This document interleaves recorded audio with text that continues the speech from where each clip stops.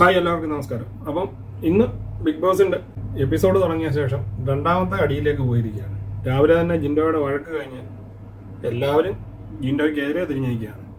പ്രത്യേകിച്ച് കാരണമൊന്നുമില്ലെങ്കിലും കിട്ടിയ സമയത്ത് സ്ക്രീൻ സ്പേസ് കിട്ടാൻ വേണ്ടി ശ്രമിക്കുന്ന അപ്സരയെയും ഗബ്രിയെയും ഒക്കെ നമുക്ക് ഇതിനകത്ത് കാണാൻ പറ്റുന്നുണ്ട്. വെറും സ്ക്രീൻ സ്പേസിന് വേണ്ടി കളിക്കുന്ന കുറേ പേരാണ് ഈ സീസണിലുള്ളതെന്ന് നമുക്ക് കാണുമ്പോൾ തന്നെ മനസ്സിലാവും. കണ്ടന്റിന് വേണ്ടി ജിൻഡോയുടെ മണ്ടക്കയിലേക്ക് കയറുന്ന ഇവർ ജിൻഡോയ്ക്ക് സ്ക്രീൻ സ്പേസ് ഉണ്ടാക്കി കൊടുക്കുകയാണെന്ന് വിചാരിക്കുന്ന പോലും ഇല്ലെന്നുള്ളതാണ് ഏറ്റവും വലിയ മണ്ടത്തരം.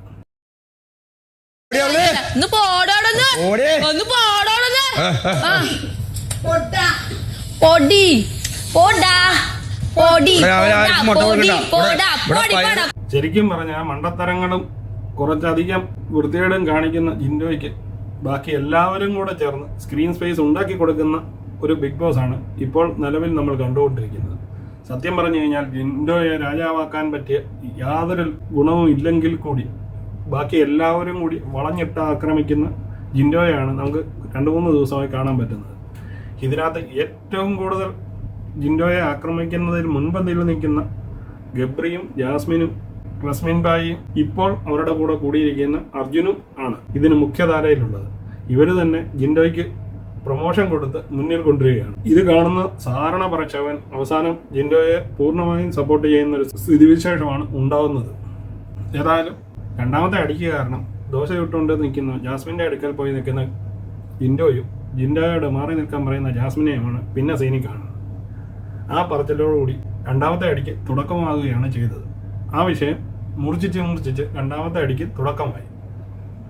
അവസാനം ആ ദോശയുടെ അടുത്തുനിന്ന് മാറി നിൽക്കാൻ പറഞ്ഞ വിഷയം അങ്ങോട്ടും ഇങ്ങോട്ടുള്ള ഒരു കലഹത്തിലേക്ക് ജിൻഡോയുടെ പുറകെ നടന്ന് ഹറാസ് ചെയ്യാൻ വേണ്ടി ബാക്കി എല്ലാവരും അതൊരു വിഷയമാക്കി മാറ്റിയെടുക്കുകയും, സത്യം പറഞ്ഞു കഴിഞ്ഞാൽ ആ വിഷയമായി മാറ്റിയെടുക്കുന്നതിനെക്കാട്ടിലും കൂടുതൽ എല്ലാവരും തങ്ങളുടെ സ്ക്രീൻ സ്പേസിന് വേണ്ടി കിടന്ന് കുസ്തി പിടിക്കുന്ന സീനാണ് നമുക്ക് കണ്ടു കഴിഞ്ഞാൽ മനസ്സിലാക്കാൻ പറ്റും. പക്ഷെ ഏറ്റവും ഉൾക്കൊള്ളാൻ കഴിയാത്തൊരു രംഗം എന്ന് പറഞ്ഞു കഴിഞ്ഞാൽ റസ്മിൻ്റെ ഓവർ ഷോയാണ്.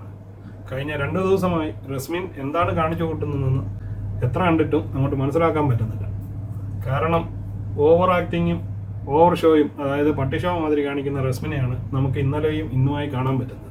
ഇന്നാണേലും ജിൻഡോയ്ക്കെതിരെ ശക്തമായി ഏത് കാര്യത്തിനും ബാക്കി എല്ലാവരുടെയും കൂടെ സപ്പോർട്ട് ചെയ്ത് നിൽക്കുന്ന റസ്മിനെ നമുക്ക് ഈ വിഷയങ്ങൾക്കിടയിൽ കാണാൻ പറ്റുന്നുണ്ട്. കുഞ്ഞുവാവിയാണോ, ചക്കുടുവാണോ, കുഞ്ഞാപ്പിയാണോ, കുടുങ്ങുടുവാവിയാണോ? അപ്പോൾ രണ്ടാമതും ജിൻഡോയുമായി അങ്ങോട്ടും ഇങ്ങോട്ടും വാക്ക് തർക്കം ഉണ്ടാകുന്നതും ഇതിനിടയ്ക്ക് ഗബ്രി കയറിയേക്കുന്നതും അതിനുശേഷം ശരണ്യയുടെ പട്ടിഷോ നടത്തുന്നതും ഒക്കെ നമ്മൾ ഇതിനിടയ്ക്ക് കാണുന്നുണ്ട്. അവസാനം ജിൻഡോ കഴിക്കാൻ പോയിരിക്കുന്നിടത്ത് വീണ്ടും അങ്ങോട്ടും ഇങ്ങോട്ടും ഗബ്രിയുമായിട്ട് വാക്ക് തർക്കം ഉണ്ടാകുകയും ജിൻഡോയെ യമുന സമാധാനിപ്പിക്കുകയും ചെയ്യുന്നുണ്ടെങ്കിലും അവസാനം ജിൻഡോ അമ്മയ്ക്ക് പറഞ്ഞു എന്ന് പറഞ്ഞ് കരഞ്ഞുകൊണ്ടിരിക്കുന്ന ഒരു സീനാണ് നമ്മൾ കാണുന്നത്. മനസ്സിലായോ? നീ പോടാ, നിന്റെ വീട്ടിൽ പോയി വിളിക്കടാ.